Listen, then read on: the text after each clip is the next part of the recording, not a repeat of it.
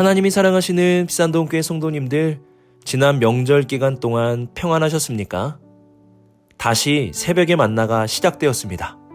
하나님의 말씀 앞에 순종하며 하나님의 말씀에 따라 살아갈 수 있는 우리 모든 성도님들이 되실 수 있기를 바랍니다. 오늘 우리에게 주시는 하나님의 말씀은 출애굽기 7장 14절에서 25절까지 말씀입니다. 하나님의 말씀을 함께 읽겠습니다. 여호와께서 모세에게 이르시되 바로의 마음이 완강하여 백성 보내기를 거절하는도다. 아침에 너는 바로에게로 가라. 보라, 그가 물 있는 곳으로 나오리니 너는 나의 강가에 서서 그를 맞으며 그 뱀되었던 지팡이를 손에 잡고 그에게 이르기를 히브리 사람의 하나님 여호와께서 나를 왕에게 보내어 이르시되 내 백성을 보내라. 그러면 그들이 광야에서 나를 섬길 것이니라 하였으나 이제까지 내가 듣지 아니하도다. 여호와가 이같이 이르노니 내가 이로 말미암아 나를 여호와인 줄 알리라. 볼지어다 내가 내 손에 지팡이로 나의 강을 치면 그것이 피로 변하고 나의 강의 고기가 죽고 그 물에서는 악취가 나리니 애굽 사람들이 그 강물 마시기를 싫어하리라 하라. 여호와께서 또 모세에게 이르시되 아론에게 명령하기를 내 지팡이를 잡고 내 팔을 애굽의 물들과 강들과 운하와 못과 모든 혼수 위에 내밀라 하라. 그것들이 피가 되리니 애굽 온 땅과 나무 그릇과 돌그릇 안에 모두 피가 있으리라. 모세와 아론이 여호와께서 명령하신 대로 행하여 바로와 그의 신하의 목전에서 지팡이를 들어 나일 강을 치니 그 물이 다 피로 변하고 나일 강의 고기가 죽고 그 물에서 악취가 나니 애굽 사람들이 나일 강 물을 마시지 못하며 애굽 온 땅에는 피가 있으나 애굽 요술사들도 자기들의 요술로 그와 같이 행함으로 바로의 마음이 완악하여 그들의 말을 듣지 아니하리니 여호와의 말씀과 같더라.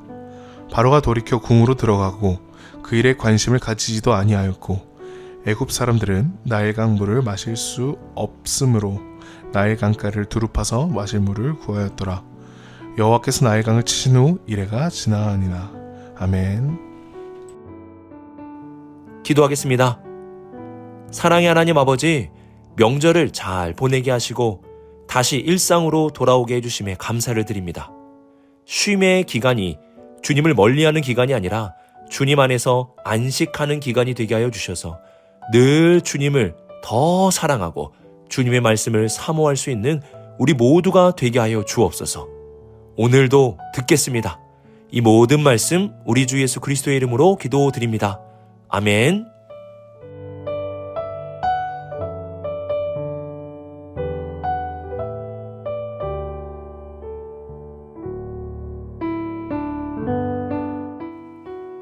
(14절을) 보시면 여호와께서 모세에게 이르시되 바로의 마음이 완강하여 백성 보내기를 거절하는도다 라고 말씀하십니다. 바로는 지팡이가 뱀으로 변한 기적과 애굽의 마술사들의 뱀을 하나님의 지팡이가 먹어버린 기적을 보고도 마음이 완강해졌습니다. 여기서 완강이라는 말의 히브리어는 카베드라는 단어인데요. 이 단어는 무게를 나타내는 의미로 납덩이와 같이 무거운 상태를 가리킵니다. 바로의 마음은 아주 무거웠습니다. 그래서 그는 하나님의 말씀에 따라서 조금도 움직일 생각을 하지 않고 있습니다. 이러한 완강한 마음은 하나님의 재앙에 이르는 마음입니다. 하나님은 이러한 바로의 완강함을 미리 말씀해 주시고 그 완강함으로 인하여 하나님의 더 큰 재앙이 나타나게 될 것임을 알려주셨습니다. 이처럼 완강한 마음, 하나님의 말씀 앞에 무거운 마음은 하나님의 재앙이 가까워지는 마음입니다. 그러면 마음이 무겁다는 것은 무엇일까요? 예수님께서는 천국에 대해 말씀하시면서 마음이 무거운 것이 무엇인지 알려주셨는데요. 마음이 무겁다는 것은 하나님의 말씀을 들을 때에 다른 것에 더 관심을 가지며 하나님의 말씀을 즉시 받아들이지 않는 마음이고 고난과 박해 앞에 넘어지는 마음이고 세상의 염려와 재물의 유혹에 흔들리는 마음입니다. 이러한 마음은 하나님의 말씀이 뿌려져도 들어가고 자랄 틈이 없게 됩니다. 이와 달리 가벼운 마음은 무엇입니까? 하나님의 말씀이 뿌려지는 순간을 가장 소중한 순간으로 여기며 하나님의 말씀을 받아들이는 마음이고, 고난이 있어도 하나님이 나를 붙드심을 믿음으로 사랑하는 마음이며, 세상의 염려와 재물의 유혹에도 흔들리지 않는 마음입니다. 이러한 마음은 천국의 열매가 30배, 60배, 100배로 맺어지게 될 것입니다. 지금 우리의 마음은 어떠한 마음입니까? 바로와 같이 완강하여 하나님의 말씀 앞에 무거운 마음, 어떠한 하나님의 말씀도 들어갈 수 없는 딱딱한 마음입니까?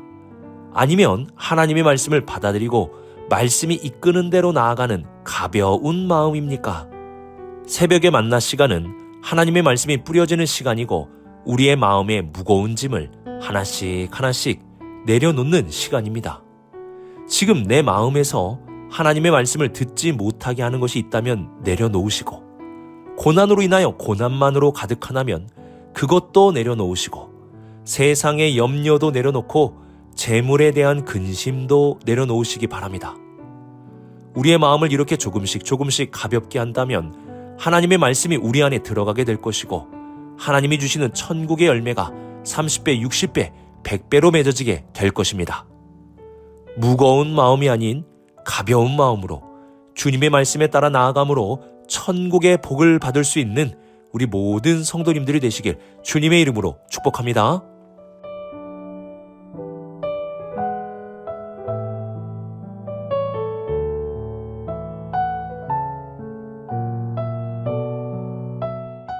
이제 애굽에 내려지는 10가지 재앙 중에 첫 번째 재앙이 시작됩니다.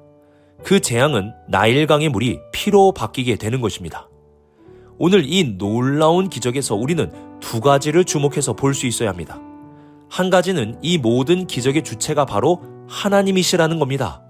17절을 보시면 여호와가 이같이 이르노니 네가 이로 말미암아 나를 여호와인 줄 알리라. 볼지어다 내가 내 손의 지팡이로 나일강을 치면 그것이 피로 변하고 라고 말씀하십니다. 하나님이 하나님의 손의 지팡이로 나일강을 치시는 것이라 말씀하십니다. 하나님은 이러한 기적을 통해서 모세와 아론을 알리시는 것이 아니라 하나님이 어떠한 분이신지 애굽 왕 바로와 이스라엘 백성들에게 분명하게 보여주고자 하십니다.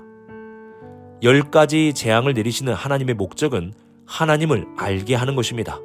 애굽 사람이든 이스라엘 사람이든 오늘 우리이든 하나님은 이 기적을 통해 하나님을 알게 하십니다. 그래서 오늘 말씀에서 유독 반복되는 단어가 있는데요. 그것은 치다입니다. 17절, 20절, 25절 하나님은 나일강을 치셨다고 말씀하십니다. 당시 나일강은 애굽 사람들에게 신과 같이 여겨졌습니다. 하피라는 신이 나일강의 신이라고 말하면서 나일강을 섬겼습니다. 하나님은 그 나일강을 치셨습니다. 그들이 섬기는 우상, 그들이 자신에게 풍요와 생명을 준다고 생각한 그것을 치셨습니다.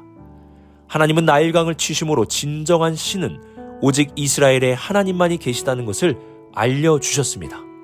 그들이 믿는 모든 것들이 다 우상이며 여호와 하나님만이 살아계심을 보여주시는 것입니다. 이러한 하나님은 나일강을 치심으로 하나님의 살아계심과 하나님의 크심과 역사하심을 분명하게 알게 하시는 것입니다.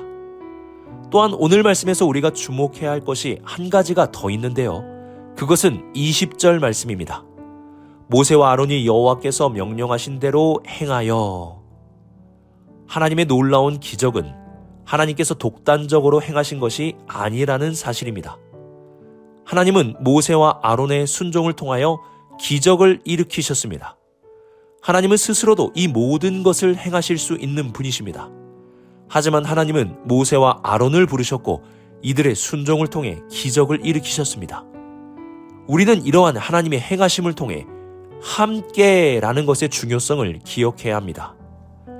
하나님은 하나님의 말씀에 순종하는 사람들과 함께 일하시길 원하십니다. 또한 하나님은 하나님의 백성들이 함께 하나님의 일을 이루어가길 원하십니다. 마치 아담이 혼자 있는 것이 좋지 않다고 말씀하시며 하와를 만드신 것처럼 하나님은 함께하는 것을 좋다고 말씀하십니다. 이처럼 하나님은 함께하길 원하시는 분이십니다. 하나님께 순종하는 우리와 함께하길 원하시고 하나님의 백성들이 함께하길 원하시는 것입니다. 그러므로 우리는 함께하지 못하게 하는 마음을 주의해야 합니다. 그 마음은 불순종의 마음이고 교만함의 마음입니다. 내 안에 하나님에 대한 불순종이 있다면 하나님과 함께할 수 없고 내 안에 교만함이 있다면 다른 사람들과 함께할 수 없게 됩니다. 그러면 내 안에 불순종이 있는지 교만함이 있는지 어떻게 알 수 있습니까? 함께함을 보면 알 수 있습니다. 하나님과 함께하고 있는지 사람들과 함께하고 있는지 그 모습을 보면 내 안에 있는 불순종과 교만을 볼 수 있습니다. 하나님은 함께하는 것을 좋아하십니다. 이러한 하나님의 뜻에 따라 순종과 겸손함을 가지고 하나님과 다른 사람들과 함께 살아갈 수 있는 우리 모든 성도님들이 되시길 주님의 이름으로 축복합니다.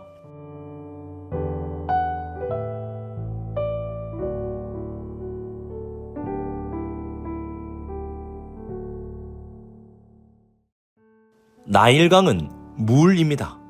물은 사람에게 있어서 생명과 관련되어 있습니다. 사람이 살 수 있는 생명의 기준이 있는데요. 그 생명의 기준에서 가장 중요한 것이 바로 물과 공기라고 합니다. 공기가 없다면 숨을 쉴 수 없기에 생명이 살 수 없고, 물이 없다면 가장 기본적인 에너지를 공급받지 못하기에 살 수가 없는 것입니다. 하나님은 애굽의 생명인 나일강을 치셨습니다.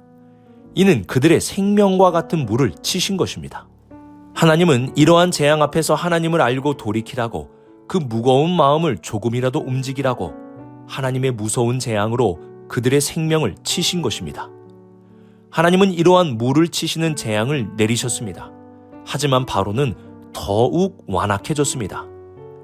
하나님이 바로에게 내리신 재앙은 그들의 생명과 같은 물을 치는 재앙이었습니다. 그리고 10가지 재앙 중에 마지막 10번째 재앙도 바로 왕의 생명과도 같은 장자를 치는 재앙이었습니다. 첫 번째 재앙은 하나님의 무서운 재앙에 섬하게 불과한 것입니다. 하나님은 그들의 생명과 같은 물을 치셨고 계속 완악해진 그들에게 그들의 생명과도 같은 장자를 치심으로 하나님의 말씀 앞에 굴복하게 하시는 것입니다. 하나님은 생명의 주관자이심과 동시에 생명을 치시는 분이시기도 하십니다.